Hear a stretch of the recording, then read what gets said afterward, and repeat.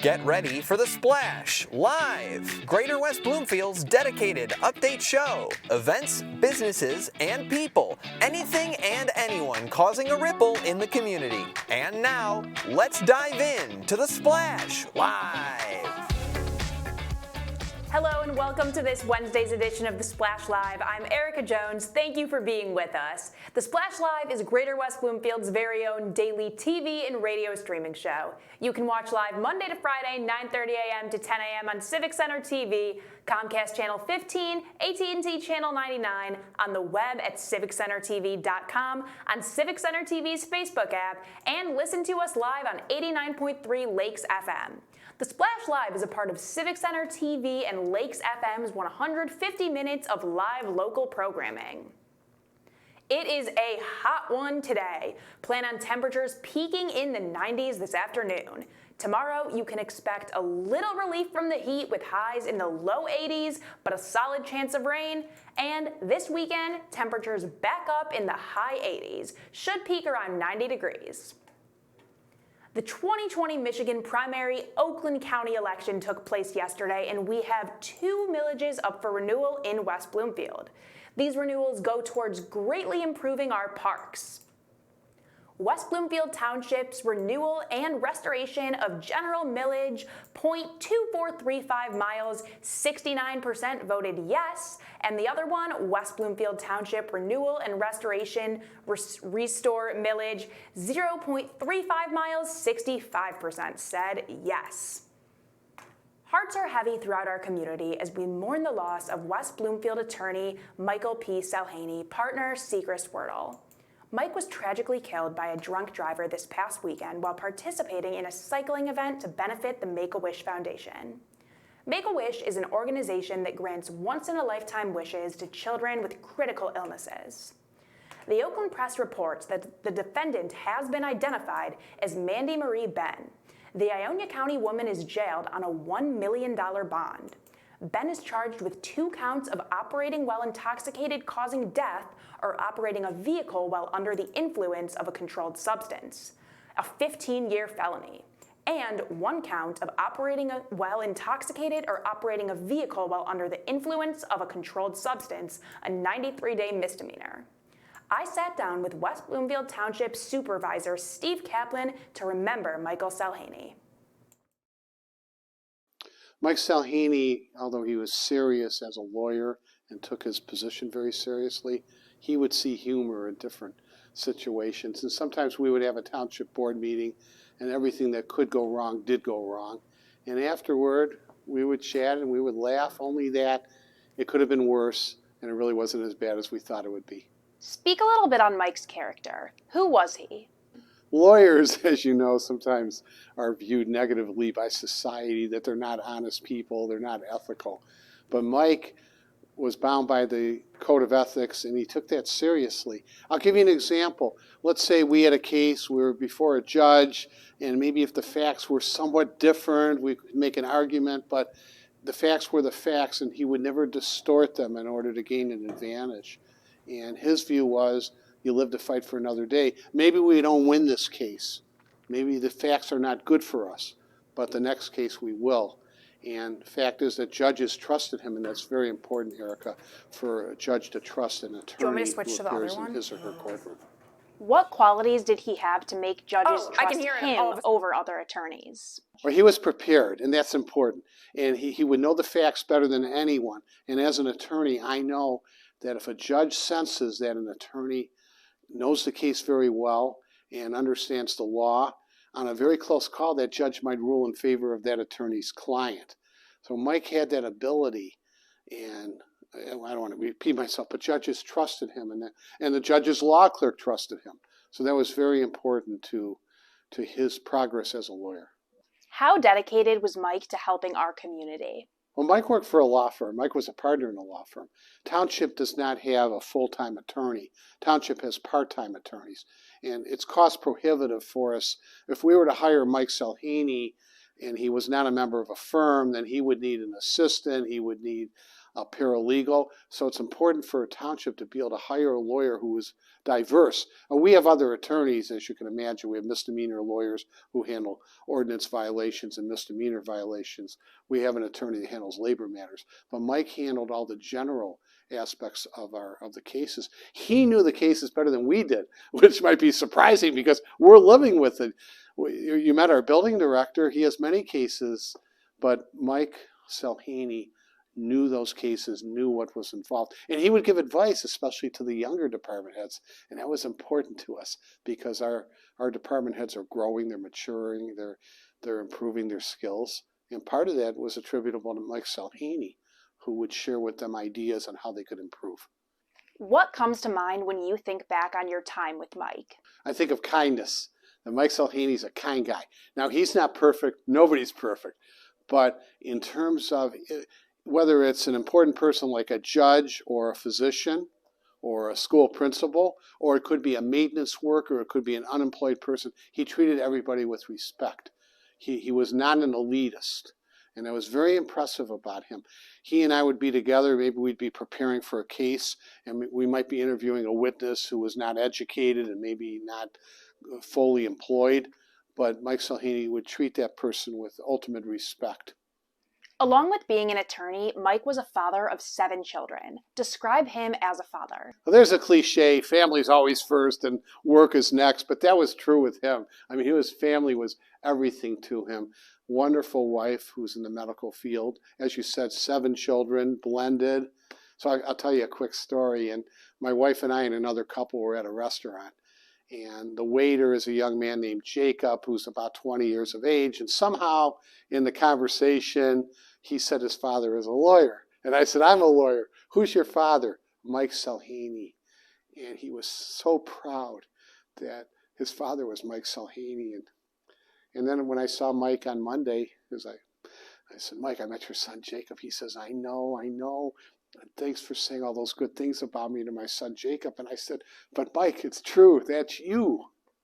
Mike lost his life while participating in an event to help other people. How does this relate to who he was on a daily basis?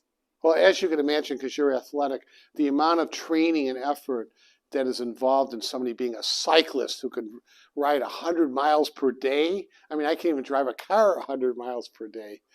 But Mike took that seriously, and he was in great shape.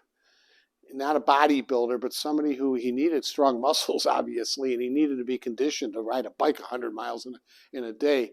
So he took that seriously. He wanted to do well, but it wasn't for self-aggrandizement. And when we would compliment him, how do you do it? How do you ride a cycle for that many miles in one time? And he would say, well, I want to do it. I want to help society. So he was raising money, and that's what the Make-A-Wish Foundation is. What emotions did you feel about Mike specifically as you informed our community of this tragedy? Mike Salhaney had many years ahead, productive years professionally, maybe 20. As a human, maybe another 40, we don't know. But it's such a loss that his family will not have a chance to have his guidance and his laughter and his kindness. And, from a municipal point of view, we're going to miss his work. And I don't think we can find a lawyer who is as good as Mike Salhaney to replace him. But that's not the issue. All of us here at Town Hall, I mean, we've been crying for days here, and I didn't realize how it would affect me. What a great friend he was. And now we're here without Mike Salhaney. It just isn't fair, because Mike should be here with us now, talking about the cases, talking about his family, and we've lost that. Describe Mike as a friend outside of the work environment. They say the difference between an acquaintance and a friend is that a friend will pick you up at the airport on short notice. But Mike Salhaney was the type of guy, if you call him and you have a flat tire and it's 2 in the morning or 11 o'clock at night, or you need a ride to the airport, he's going to do it. He's not going to say, oh, I'd love to, Steve, but I have to be in court tomorrow morning. Or, yeah, I've been having a sore shoulder and I'm in pain.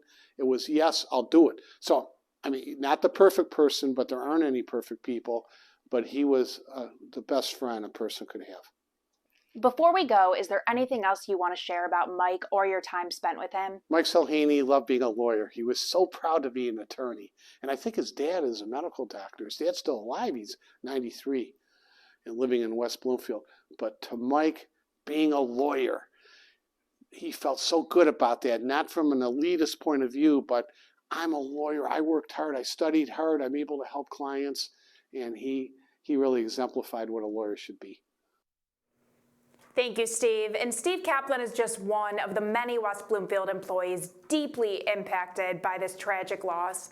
I checked in with several township workers who worked closely with attorney Michael P. Silhaney to discuss what he meant to our community.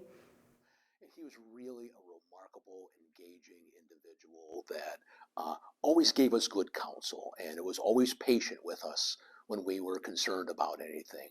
And, even though I'm a police chief, sometimes the attorneys need to even hold our hands and to let us know that everything will be okay. And Mike was really good at doing that. Being a younger staff person, he always wanted to guide and provide direction for me.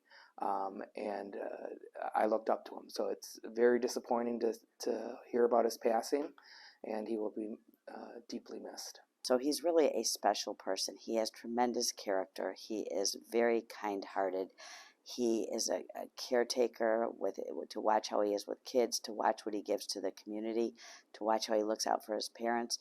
Very few people have the kind of character that I think Mike Silhaney had. Yeah, working with Mike has been a pleasure. I actually spoke to him right before he went off to the race, and even though he was so excited to do his Make-A-Wish race, and it was going to be a really challenging one, I think like 100 miles a day, he wanted to let me know why he was taking a few days off, remind me he'd be back. We had some items that we were going to be working on this week. And even though he was preparing to head off, he gave me a quick call, just let me know everything was all set. He had my items ready. I mean, what a professional that, you're going to be leaving for a few days, doing this wonderful charity event, and that you still made sure that the people that you worked with, felt confident and secure in the work you were doing. He was very passionate about his work, passionate about the Make-A-Wish Foundation. And it's just a tragic loss to the township, to his family, and to me personally. He will be missed for sure. We would have attorney hours every couple weeks here in Steve's office, and he would come in a little bit early and sit down and chit-chat, and he was always just very, very devoted to his family.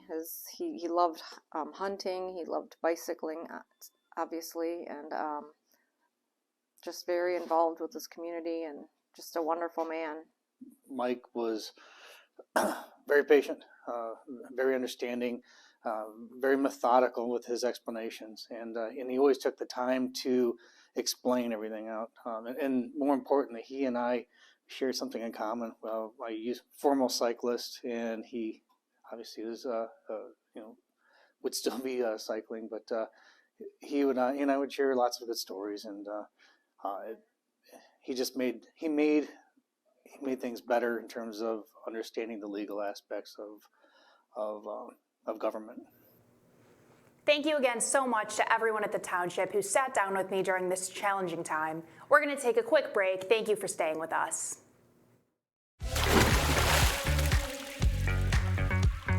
We'll be right back with The Splash Live. It's peaceful, it's quiet, and the noise and stress of life can sometimes disappear. It's the Great Lakes water, and so what people do ends up in our waterways.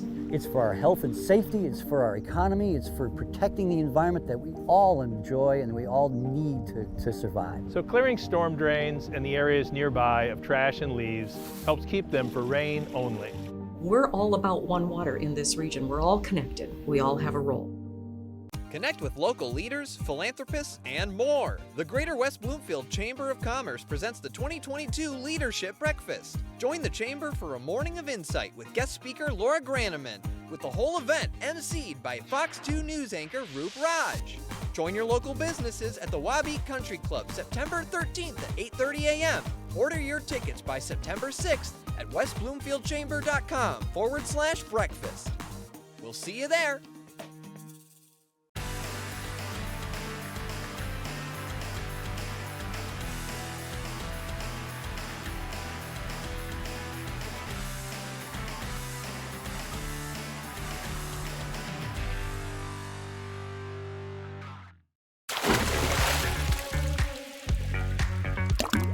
And now, back to The Splash, live. Welcome back to The Splash. Thank you for staying with us. If you're looking for great artwork, you don't need to go far. Every summer, HotWorks hosts the Orchard Lake Fine Arts Show right in West Bloomfield. The 19th annual HotWorks Orchard Lake Fine Arts Show was this past weekend in West Bloomfield. I got the chance to stop by and check out some of the art and talk to a few of the talented artists. Every year we have so many artists come from both far and near. We're joined frequently leading up to the show by many of these artists, and I was able to sit down with a few of these artists in person to hear about their journey leading up to showcasing their work at an art show quite like the Orchard Lake Fine Art Show. We love hearing their stories, and any chance we get the opportunity to go out there, we are there. You can always count on us being there. Richard Franklin came from Texas to showcase his work at the art show. Here's what he has to say about his work that he showed off at the Orchard Lake Fine Art Show. Our artwork is called expressive realism, sort of along the lines of Thomas Hart Benton, Archibald Motley, Ernie Barnes. Some even say a little bit of Dr. Seuss or, wonky houses. And what I do typically in my work is I'll exaggerate perspective, and I do a lot of movement, even with objects that would be considered static or inanimate objects. I'll add movement to them.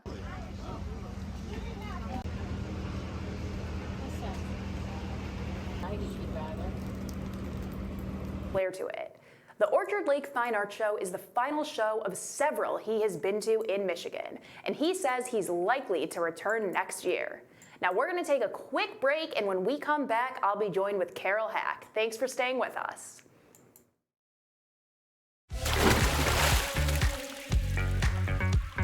We'll be right back with The Splash Live. It's peaceful, it's quiet, and the noise and stress of life can sometimes disappear. It's the Great Lakes water, and so what people do ends up in our waterways. It's for our health and safety, it's for our economy, it's for protecting the environment that we all enjoy and we all need to survive. So clearing storm drains and the areas nearby of trash and leaves helps keep them for rain only. We're all about one water in this region. We're all connected. We all have a role. Connect with local leaders, philanthropists, and more. The Greater West Bloomfield Chamber of Commerce presents the 2022 Leadership Breakfast. Join the Chamber for a morning of insight with guest speaker Laura Graneman, with the whole event emceed by Fox 2 News anchor Roop Raj. Join your local businesses at the Wabeat Country Club September 13th at 8:30 a.m. Order your tickets by September 6th at westbloomfieldchamber.com/breakfast. We'll see you there.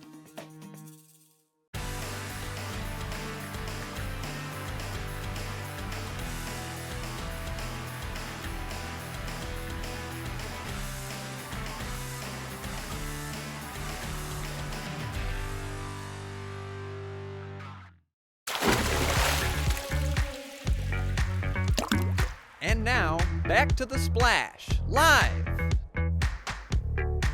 Welcome back to The Splash. I'm Erica Jones. Thank you for staying with us. I'm now joined by Carol Hack from Michigan Week. And Carol is also a very, very involved woman in our local community. So we are going to be having her on the show weekly moving forward. Carol, we are so happy to be joined by you for our first edition of you on our show. How are you this morning?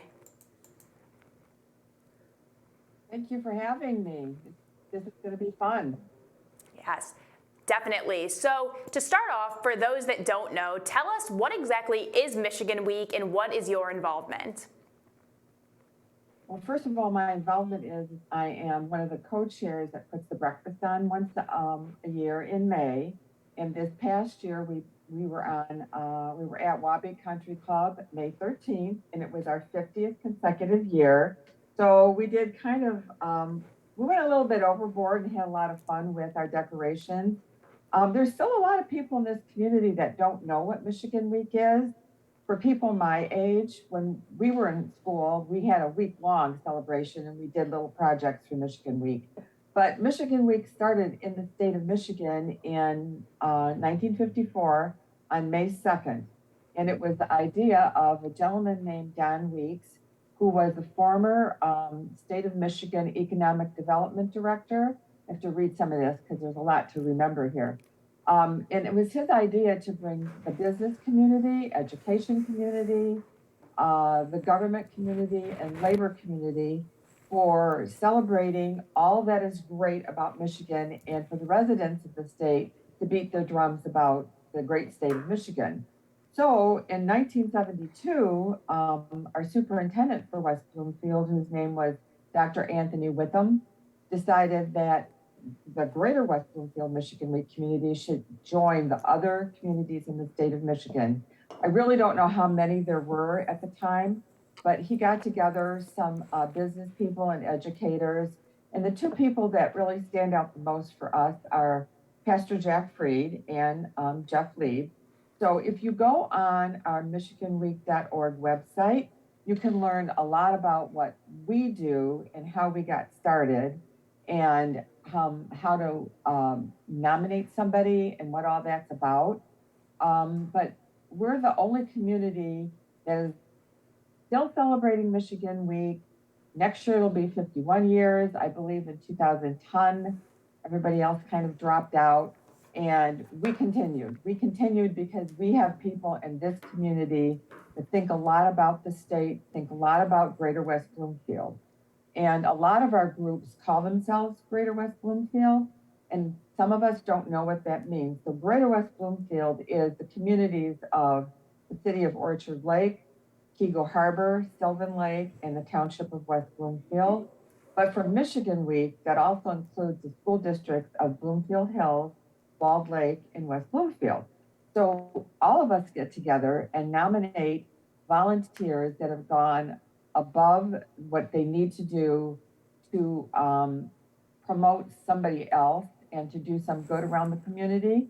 So that's what we're about. We're about lifting our partners and our coworkers and our neighbors and our friends up to the level that all of you can see what's going on in the community. Is there a certain number of people every year that we have represented in Michigan Week? How many people get honored? Yes. Yeah, well, it varies, but I would say between 35 and 45 people a year, and we have different categories. There's a non-competitive category that's called the honor roll. And this year we renamed it the Greater West Bloomfield Honor Roll, so that we promote Greater West Bloomfield, and that name does that for us. And then there's other competitive categories like student leadership and environmental. We have the Jack Freed Award. There's the Community Achievement Award, Lifetime Award. Those are all competitive. So if you nominate somebody in one category and we have an abundance in that category, we try really hard to make sure everyone who's nominated has a spot at the breakfast. They get honored in some way, maybe not in that category, but we make sure that they're honored. And we place them in a category that fits their nomination best. So that can bring us up to 45 people, 48 people, it just depends. And that all depends on how long the breakfast lasts. So we try to keep it down to a 2-hour, but it's a lot of fun, and I don't think people mind spending 2 hours in the morning looking and talking with their neighbors and friends and honoring those around the community. Carol, what would you say is the most rewarding part of being in a leadership role for Michigan Week? I'm sorry, say that again? What would you say is the most rewarding aspect of being in the leadership role that you are in for Michigan Week? Oh, well, just the fact that we're helping people do what they do. We're helping people nominate and lift up and put a shining light on those that they're connected with, whether it's who they work with, who they go to church with or worship with, who they volunteer with in a group like I started in the community at Scotch School PTO. And so my friends that I'm still friends with now for 40 some years, I met at Scotch School. So it's the people you work with in Greater West Bloomfield and live with and play with and have fun with. So there's somebody you know out there that has done something in this community that you would like to honor them for. I am sure of it. So that the most fun is making sure all those people get recognized and putting it all together. It doesn't just take me or my other co-chair, who's Pam Zajac, but we have a committee of people that take on different roles to help us promote Greater West Bloomfield. So next year, it'll be 51 years for us, and we'll be celebrating Michigan Week on Friday, May 12th at Wabi Country Club again. We hope that will all come to fruition. Another thing I would like to say, and I'm going to read this because I don't want to make, I want to make sure I have my dates right. Other important dates will be our nominations will open January 27th and they will close on March 10th at 11:59. Registration for the breakfast will begin on March 17th and end on April 21st at 11:59.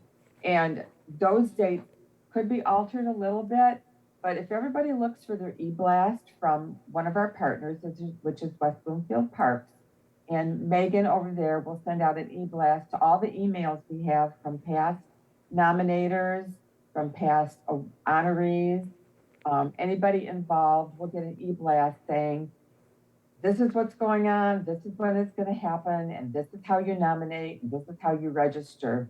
So be looking for that around February, I would believe, around the end of February. So it takes a lot of people to put this together and a lot of partners, which Civic Center TV is one of our biggest partners. And if it wasn't for Civic Center TV, the whole world couldn't see what we were doing. Carol, thank you so much for joining us this morning. We look forward to talking to you again next week to hear more about Michigan Week. Okay, thank you. Yes, again, we've been joined by Carol Hack, co-chair of Michigan Week. That's going to do it for this Wednesday's edition of The Splash. Thank you for being with us, and you can watch us again tomorrow on Civic Center TV and our family of TV and radio stations. I'm Erica Jones. Have a great rest of your day.